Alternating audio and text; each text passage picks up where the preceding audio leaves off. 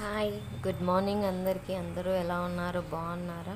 నేనైతే బాగున్నాను. ఈరోజు మార్నింగ్ అయితే ఇది సండే మార్నింగ్ రొటీన్ అనమాట. నా మార్నింగ్ అయితే వాటర్తో స్టార్ట్ అయిపోయింది. లేవగానే అక్క వాళ్ళు వాటర్ వేసారనమాట. ఇంకా వాటర్ పట్టేసి తర్వాత పక్కలన్నీ ఎత్తేసాను. హస్బెండ్ లేరనమాట, మార్నింగ్ 7కే వెళ్ళారు. ఆయన వెళ్ళాకే మళ్ళీ ఒకసారి వెళ్ళి పజ్జున్నాను అనమాట. అంత పొద్దున్న సండే అయినా రెస్ట్ కావాలి కదా, ఎలాగో ఆయన వెళ్ళిపోయారు. లంచ్ బాక్స్కి ఇట్లా ఏం లేదని చెప్పి వెళ్ళి బజ్జున్నాను. 8కి అట్లా లేసామన్నమాట. లేసేటప్పటికి అక్క వాళ్ళు వాటర్ వేసేసారు. గబగబా బిందెలన్నీ తోమేసుకొని వాటర్ పట్టేసి పక్కలన్నీ ఎత్తేసాను. పిల్లలైతే బ్రష్ చేస్తున్నారు వాళ్ళిద్దరూ.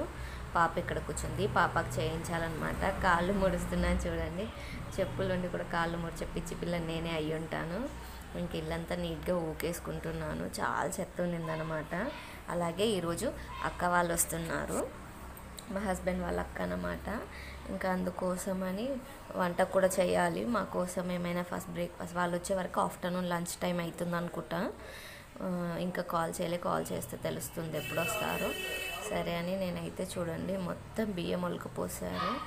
అంటే లాస్ట్ టైం దోశ కోసం నానబెట్టినాయి పడేస్తుంటే ఒలికిపోయాయి అన్నమాట.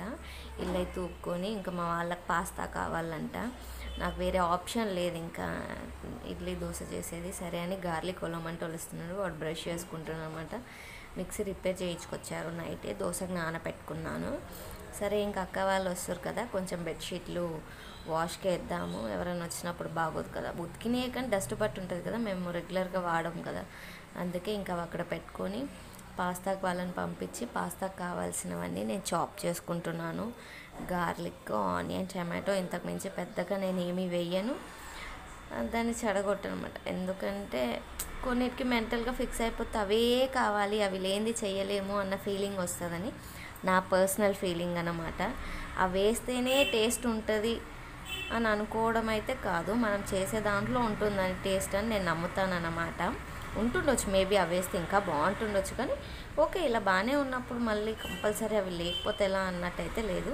ఎప్పుడు వీటితోటే చేస్తానన్నమాట.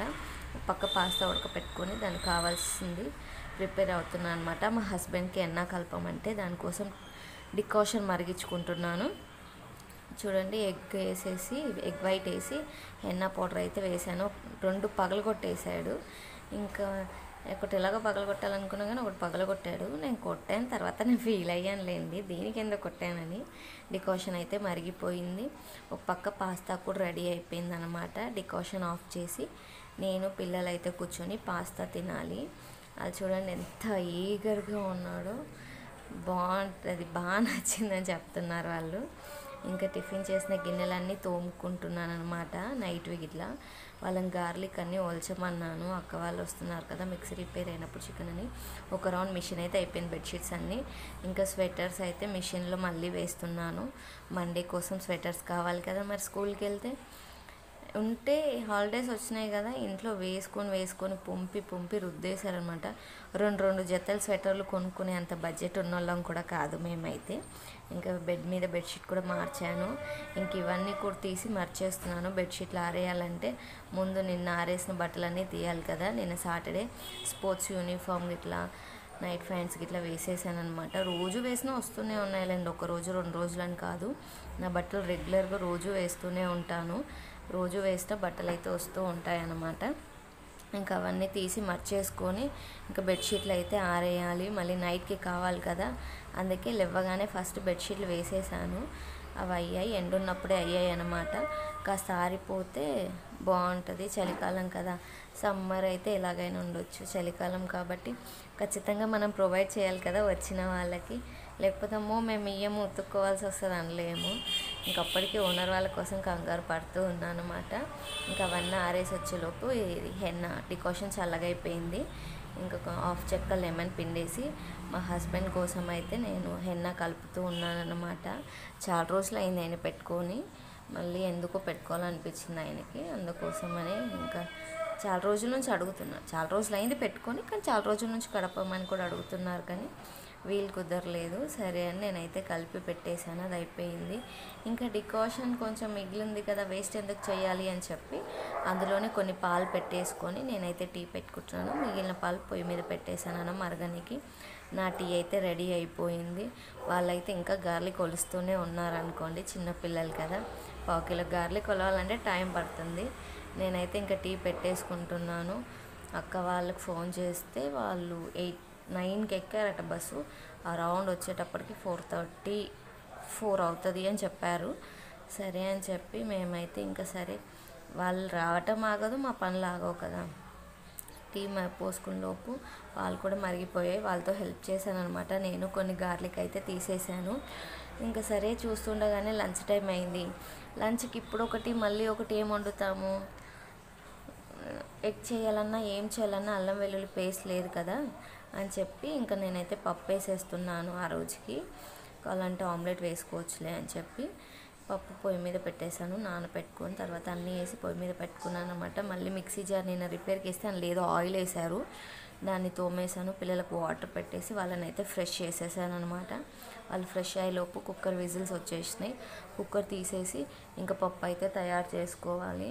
చాలా పప్పు చేస్తున్నా కదా, అసలు టేస్ట్ ఎట్లా వస్తుందో ఏమో అనుకున్నాను. సూపర్గా వచ్చిందని చెప్పనులేండి, ఎక్కువ క్వాంటిటీ చేశాను కదా, అందాదా తెలీదు. ఓకే, తినొచ్చు, మరి అన్నట్లేదు, అలానే వావ్ సూపర్ అన్నట్లేదు. ఎప్పుడు చేసుకుంటట్టు ఎక్కువ క్వాంటిటీలో వండితే మేము వండుకొని ఎవరైనా ఎక్కువ వస్తే ఎక్కువ అయితే కష్టం అయిపోతుంది. ఇంకా పప్పు అయితే ఆల్మోస్ట్ తయారైపోయింది, మరిగిపోతుంది. తాలింపు వేసేసుకొని అది ఆఫ్ చేసేసాను అనమాట. ఇంకా నేను కూడా ఫ్రెష్ అయిపోయి పిల్లలతో పాటు కూర్చొని లంచ్ అయితే చేసేసాం. అప్పటికి 2 అవుతుంది, 2:30. ఇంకా ఎలాగో బ్రేక్ఫాస్ట్ లేట్గా చేసాం కాబట్టి పర్లేదు. మా అమ్మాయి అయితే ఆడతామని చూడండి. ఇంకా అక్క వాళ్ళు వస్తున్నారని తెలిసాక అప్పుడు 4 o'clockకి రైస్ పెట్టాను. కాకరకాయ ఫ్రై ఉంది కదా, సాటర్డే చేసింది, నడుస్తుందిలే అని చెప్పి ఇంకా వాళ్ళు రాగానే అక్క జరగండి అని ఇల్లు ఊకలేం కదా, సరే 4 లోపైనా పర్లేదు ఊకేసుకుంటే కొంచెం బెటర్గా ఉంటుంది కదా అని ఇల్లంతా ఊక్కుంటున్నాను. ఎందుకంటే చాలా దూరం కదా వాళ్ళది, వచ్చేటప్పటికి అలసిపోతారు. అసలు అంతసేపు కొంచెం నా వల్ల అయితే కాదు. ఇంకా ఆ టైంకి ఈవినింగ్ ఊక్కోకుండా ఉండలేను. మళ్ళీ నేను వచ్చాక కాస్త వాళ్ళు రిలాక్స్ అయ్యి కూర్చున్నా పడుకున్నాక కొంచెం లెవ్వరా ఇల్లు ఊపుతా అంటే బాగోదు కాబట్టి, అలాగే చుట్టాలు వస్తున్నారంటే మన ఇల్లు కూడా నీట్గా ఉండాలని మనం కోరుకుంటాం కదా, వచ్చేసరికి ఒక పాజిటివ్ వైబ్స్ రావాలని, అలా నానా రకాలుగా అనుకోండి. ఇంకా ఏం చెప్తాము, అలా అని ఇల్లంతా క్లీన్ చేసేసుకున్నాను. మండే కోసం మిక్సీ పడతామని అనుకున్నాను అనమాట. కానీ మిక్సీ తిరగలేదండి. మిక్సీ మళ్ళీ రిపేర్కి వచ్చింది. చాలా స్ట్రగుల్ పడ్డాను, మళ్ళీ ఇచ్చి రావాలి. ఈ వీడియో మీకు నచ్చితే లైక్ చేయండి, సబ్స్క్రైబ్ చేయండి, సపోర్ట్ చేయండి. Bye bye.